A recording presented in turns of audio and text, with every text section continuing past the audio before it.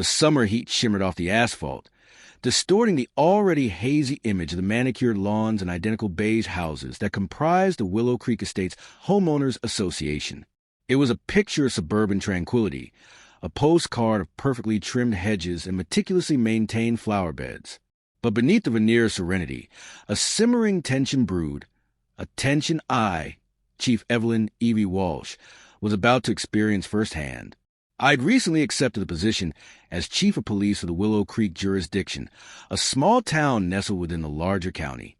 It was a change of pace from the sprawling metropolis I'd left behind, a chance to rebuild a department, to foster a sense of community trust that had eroded over years of neglect and bad press. I'd moved into a modest, two-story house within the estates, wanting to immerse myself in the community, to understand the dynamics from the inside out. My first week had been a flurry of introductions, meetings with the local council, and assessing the department's resources. I'd been warned about the Willow Creek Estates Homeowners Association, a group notorious for its overbearing rules and its penchant for escalating minor disputes into full-blown neighborhood feuds. But I dismissed the warnings, thinking, how bad could it be? That afternoon, I was working in my yard, attempting to tame the unruly rose bushes that had been neglected by the previous owner. I was wearing faded jeans, a worn t-shirt, and a baseball cap pulled low over my brow, a far cry from the crisp uniform I usually donned. Sweat trickled down my temples as I wrestled with particularly stubborn thorn, the scent of fresh-cut grass and blooming roses filling the air. Suddenly, a shadow fell over me. I looked up to see a woman standing on the edge of my lawn, her arms crossed, her face a mask of disapproval. She was the epitome of the HOA Karen stereotype. Perfectly coiffed blonde hair, designer sunglasses, and a crisp white polo shirt tucked into tailored shorts. Her name, I would soon learn, was Brenda McMillan. "Excuse me," she said, her voice laced with disdain.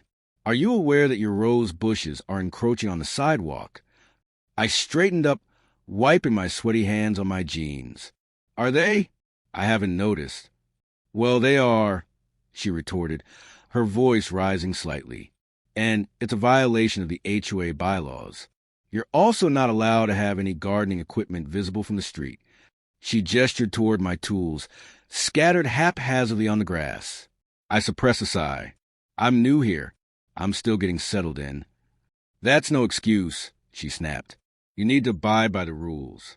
We have standards to uphold in this community." I took a deep breath, trying to remain calm. "I'll take care of it. I'll trim the bushes and put my tools away." "You'd better," she said, her eyes narrowing. "And while you're at it, you should do something about that eyesore of a truck parked in your driveway. It's not in keeping with the neighborhood aesthetic." My truck, a sturdy, reliable F-150, was indeed a bit battered, a testament to years of service. It was a far cry from the sleek SUVs that populated the estate's driveways. "It's my vehicle," I said, my voice hardening. "I'll park it where I please." Brenda's face flushed. "Well, I never—" "You're being completely unreasonable. I'm going to have to report this to the HOA board."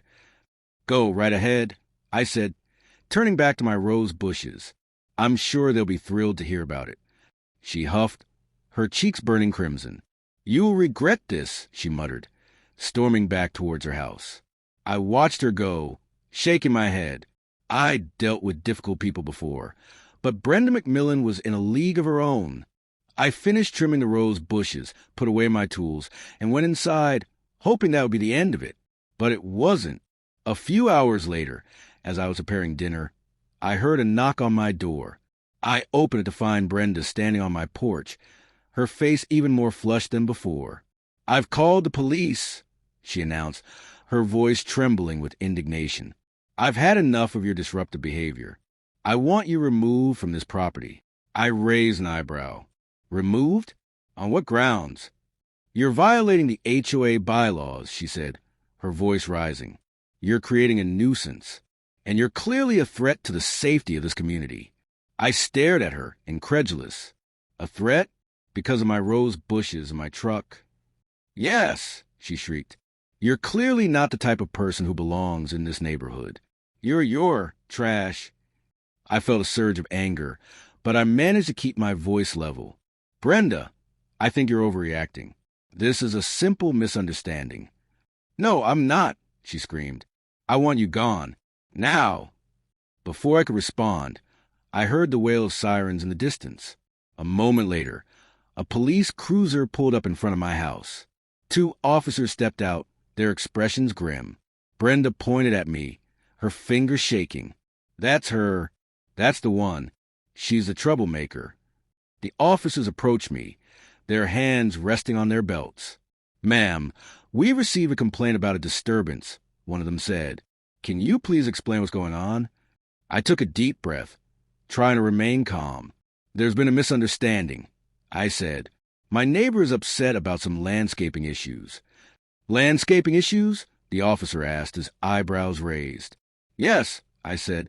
She thinks my rose bushes are too close to the sidewalk. The officers exchanged glances, clearly bewildered. And that's why she called the police?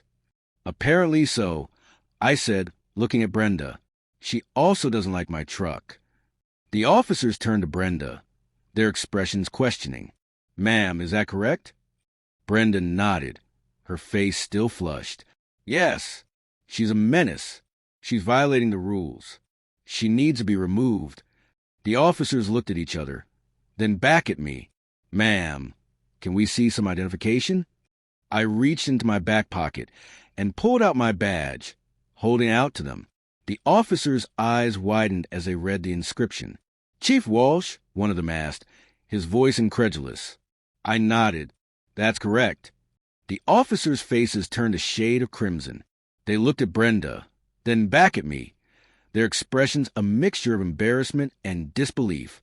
Ma'am, are you aware that you just called the police on the chief of police?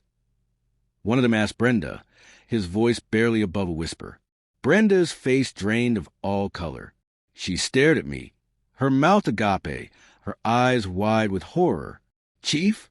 She stammered, her voice barely audible. You're the chief of police?